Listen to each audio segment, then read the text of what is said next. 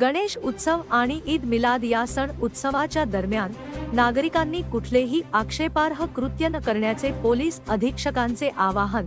गणेशोत्सव काळातच होणार असलेला ईद मिलाद सण हा पुढे ढकलण्याचा निर्णय धुळ्याच्या मुस्लिम बांधवांनी घेतला आहे।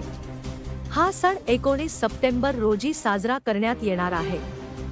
गणेश उत्सव आणि ईद मिलाद हे दोन्ही सण एकाच कालावधीत आले आहेत। जिल्ह्यात हे दोन्ही सण तसेच इतरही सण उत्सव साजरे करताना सर्व धर्मियांनी परस्पर सौहार्द व शांततेला गालबोट लागणार नाही याची काळजी घेऊन एकोप्याने व आनंदाने सण साजरे करावे आणि या दरम्यान कुठल्याही प्रकारचे आक्षेपार्ह मेसेज सोशल मीडियावरती व्हायरल करून समाजात तेढ निर्माण करणे असे कुठलेही कृत्य करू नये असे आवाहन पोलीस अधीक्षक श्रीकांत धिवरे यांनी नागरिकांना केले आहे। कायदा व सुव्यवस्था राखत हे सर्व सण साजरे करावेत जेणेकरून कुठल्याही प्रकारचा तणाव समाजात निर्माण होणार नाही याची काळजी देखील नागरिकांनी घेण्याचे आवाहन पोलीस अधीक्षकांतर्फे करण्यात आले आहे। धुळे क्राईम न्यूज साठी अब्दुल रहमान मलिक, धुळे।